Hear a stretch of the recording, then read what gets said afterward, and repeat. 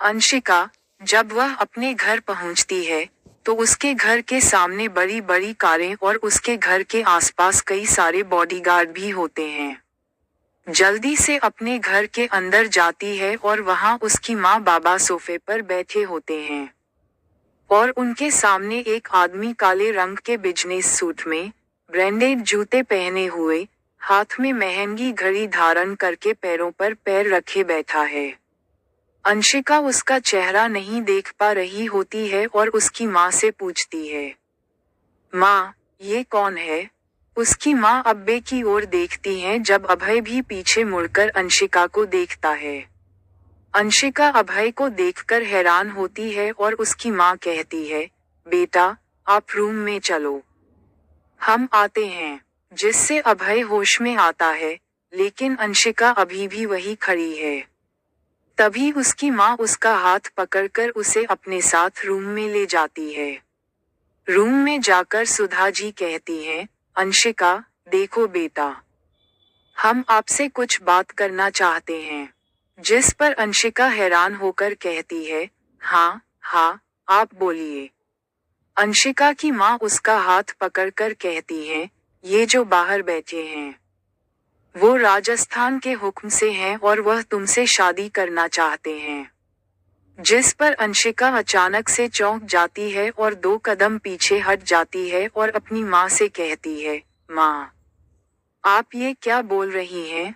जिस पर अंशिका की माँ उसे समझाते हुए आंसू लिए कहती हैं, बेटा, बचपन से हमने आपकी हर विश पूरी की है और आज तक आपको किसी चीज के लिए कभी मना नहीं किया है। हमने पहली बार आपसे कुछ मांग रहे हैं, ये कहकर सुधा अपने हाथ फैला देती है। जिस पर अंशिका अपनी आंसू भरी आंखों सहित उसके हाथों को पकड़कर कहती है, माँ, आप क्या कह रही हैं? और हम कैसे किसी से शादी कर सकते हैं? हम तो उन्हें जानते भी नहीं हैं। तब रमेश्वर जी कमरे में आते हैं और कहते हैं, बेटा, आपको हम पर भरोसा है? जिस पर अंशिका रोते हुए कहती है, हमें आप पर पूरा भरोसा है, लेकिन तब उसकी बात को काटते हुए रमेश्वर जी कहते हैं, बेटा, हम आपसे विनती करते हैं कि आपकी शादी कर लीजिए और हमारी बात का मान रख लीजिए। अंशिका रोते हुए कहती है, बाबा, आप कैसी बातें कर रहे हैं? और हमसे ऐसी क्या गलती हो गई है जो आप अचानक से हमारी शादी इस तरह से किसी अजन से करवाना चाहते हैं?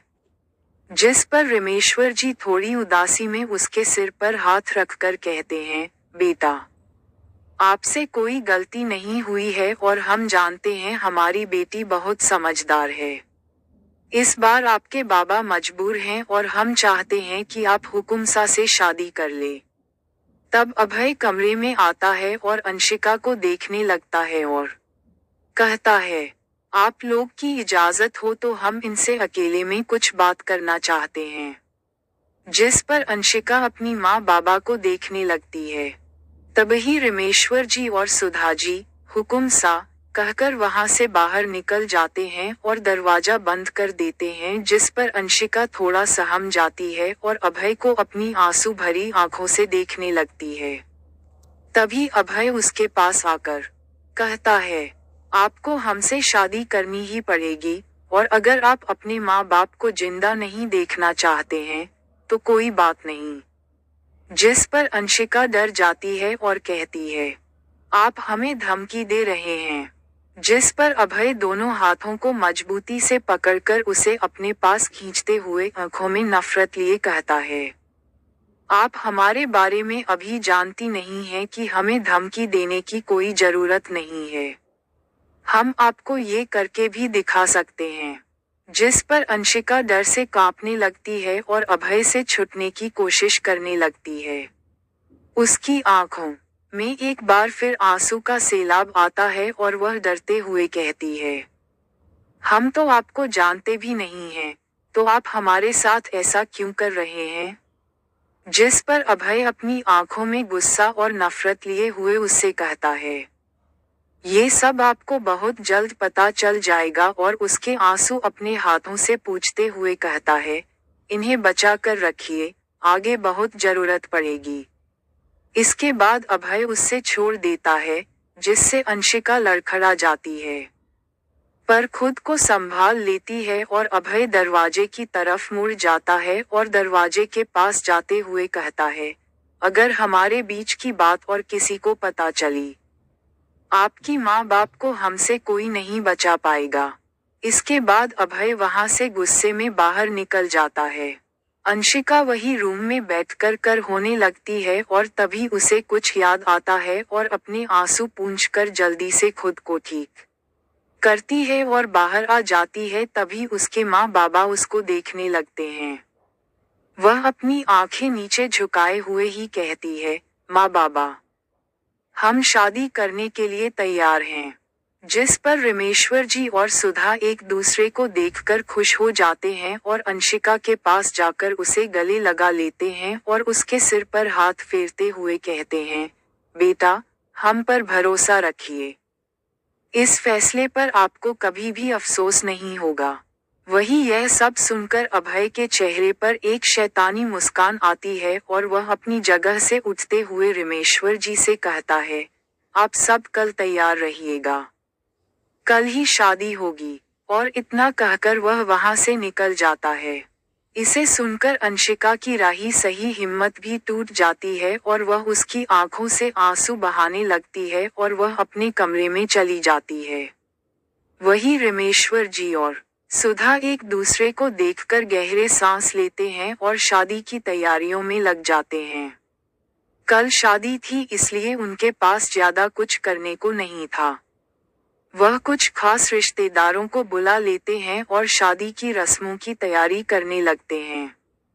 वही अंशिका के रूम में वह बेड पर लेटकर रो रही थी। अचानक से कुछ ही देर में उसका जीवन पूरी तरह से बदल गया। पर उसे एक बात अभी भी समझ में नहीं आ रही थी कि अभय उससे जबरदस्ती शादी क्यों करना चाह रहा था। पर उसके पास अपने माँ बाबा को बचाने के लिए और कोई रास्ता नहीं था। मजबूरी में उसे ये शादी करनी ही पड़ेगी।